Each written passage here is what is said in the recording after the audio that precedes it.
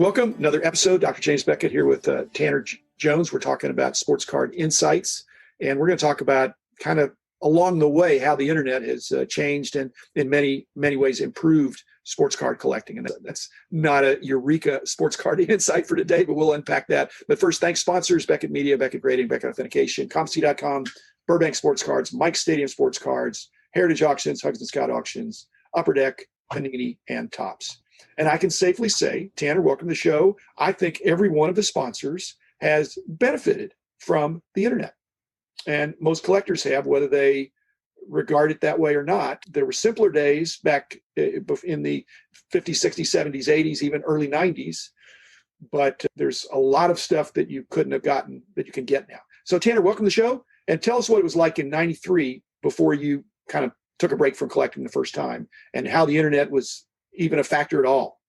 Okay, well, as always, thank you for having me. 1993, collecting, definitely a much simpler time.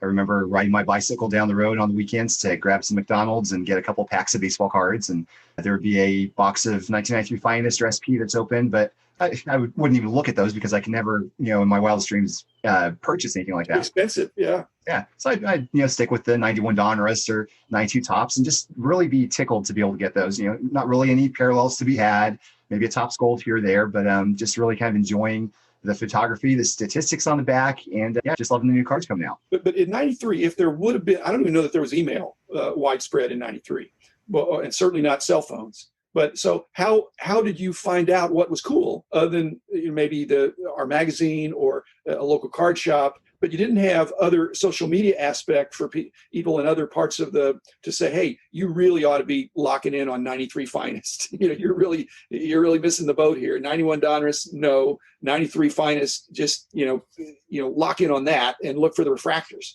So how did you find out? Because there's a data analytic part of the internet, but there's also the social sharing of it.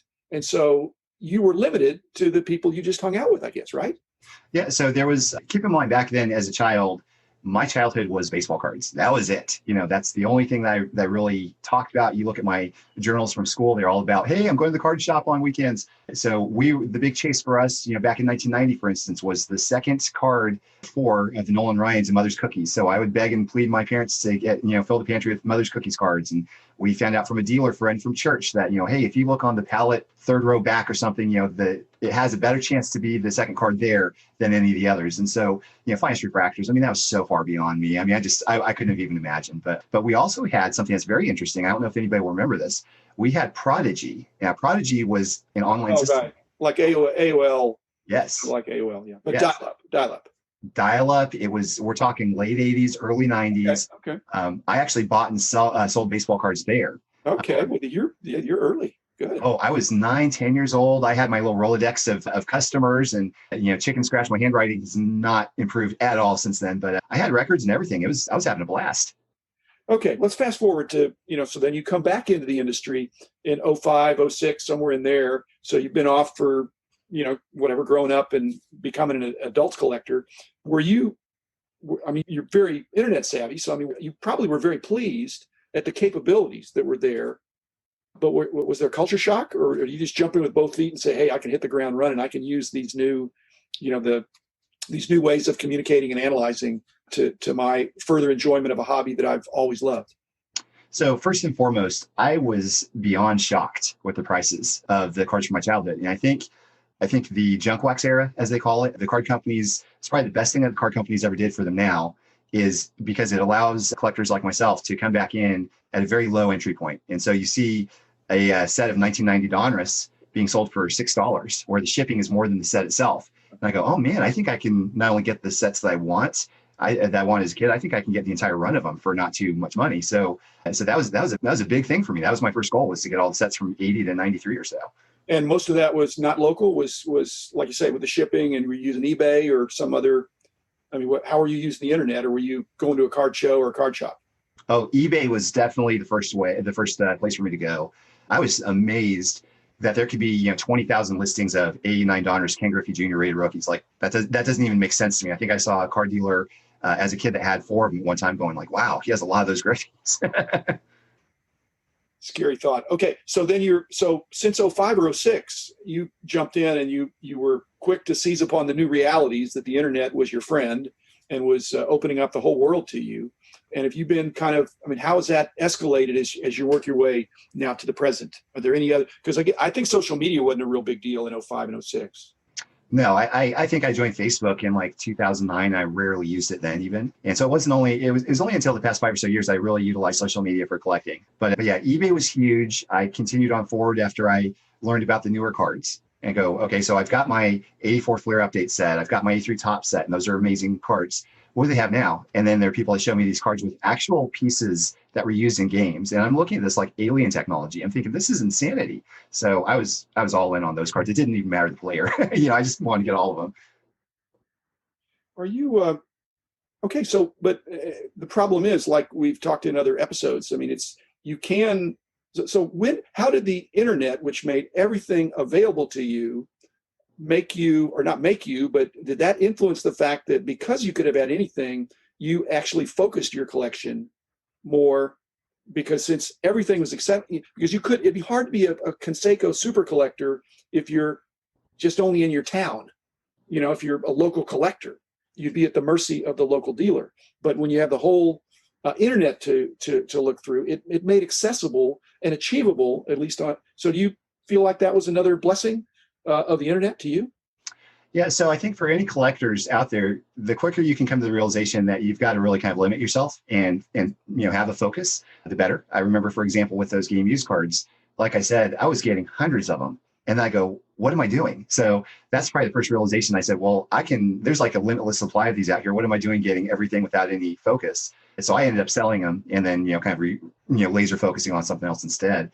But yeah, I think it was definitely a blessing. You just got to make sure that you actually do have a focus to go forward on, because you can get almost anything nowadays. Well, whether I'm looking on ComC or eBay or at a card show, there's focus is a funny word. I mean, I have a focus for a few things that I don't really disclose that I'm interested in, that I just want for my own collection. I don't want to, just like you, I've heard you say this, you don't want to tell people what's on your want list or they'll see you coming. But so there's that focus, but then the unfocus of like what you're saying of just walking up or seeing some game use stuff that's not necessarily a player that you're interested in, but the price is right.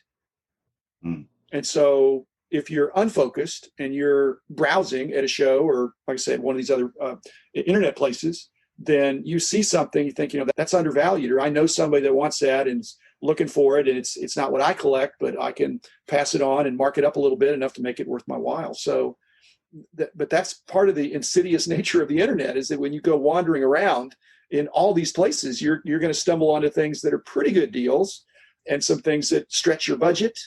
And it's, I think it was more of a cash basis hobby back in '93 and maybe even in '05 and '06, where people went to a show. Certainly if you went to a physical show, you had, a little bit of a wad of cash that you were going to spend. And when that was up, you were done. Where at the internet, it's PayPal or it's some kind of a credit card kind of thing, right? So, I mean, even you're buying on Facebook frequently or occasionally, or.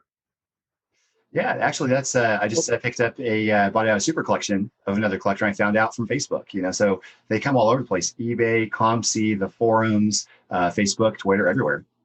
It's just, you can't know. Just like in the old days, when you went to a card show, you didn't know what was going to be there. But if you go to the internet now, especially this modern internet that has all these different sites that will assist you in finding what you want, it's pretty unlimited. And so it's required people to have some level of restraint.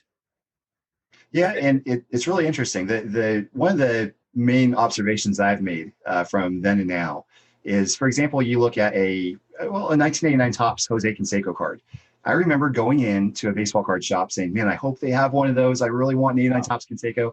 The dealer didn't have one. He had an 89 score. I love 89 score, but it wasn't the 89 Topps I wanted. So I walked out of there going, with more appreciation for the score, but also a lot more determination to get that Topps card. And you think about that card, there's probably about 3 million of them out there. And the dealer down the street didn't have it. Now, fast forward, you look at a checklist that's coming out, okay? And you find out there's a one of one bat barrel or bat knob or something. You can target that card, that one of one card. And if you look hard enough, there's a very good chance you might actually land that card, which is bizarre. Remember, only one of those made versus the 3 or 4 million that were probably made of 89 Topps. Well, and again, I think that's an interesting aspect of the hobby now, is that we're, like you and I've talked, if something was a 1 of 10 from 30 years ago, you wouldn't even hear of it, see of it, whatever. Now, so much of the product is visible through breaking or visible through social sharing that you have a chance at it. You have to know it exists. The card has to be visible before you can buy it. And you can't. You have to. I mean, what you've done, you've kind of branded yourself somewhat as the Jose Canseco guy, so that if people find something that's interesting, they think, well, there's a market there. Hopefully, it's at a reasonable price. They're not twisting your arm, but the internet has been, to me. Let me make a statement here and see if you agree with it. I think the internet is a good place to sell individual cards for premium prices, but it's hard to sell large lots of cards at anything but a discount on the internet. I would say so, because I think what you do when you're selling lots, the buyers are typically going to be pseudo dealers.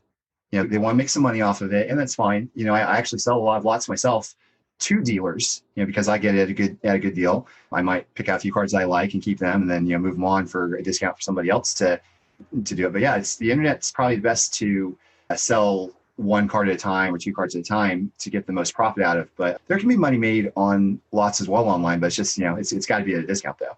Right, and it's tricky to explain and get somebody that there's not. I mean, we've discussed this before. I mean, it's become more and more a hobby of quality over quantity. I think. On the other hand, if you have, well, that's probably a good note to end on. I'm talking to somebody that has quantity of quality. Tanner Jones, Confessions of a Baseball Card Addict. I think it's cool to have collecting focus, and you've certainly done that, and to get a lot of great cards, but to keep it in perspective and to use the internet as a tool and to have a real life, not just a virtual life is important too. So ultimately the cards, and I hope in my lifetime, in our lifetime, Tanner, that the cards will not be virtual. I'm not. Purely digital card is not something I'm looking forward to, because that's electrons, or it's an image. I don't mind seeing your card, that you hold up in front of me. On the other hand, the tangibility is, to me, an important part of the industry. And the internet provides an opportunity to see the front and back of it. Perhaps it's graded as well. And the shipping, you can either take delivery in one of several different ways and enjoy the hobby that way. So it's shrunk the world. The internet has shrunk the collecting world and made things more visible, and all those things are good. There's just no way we could have imagined that in '93, I don't think.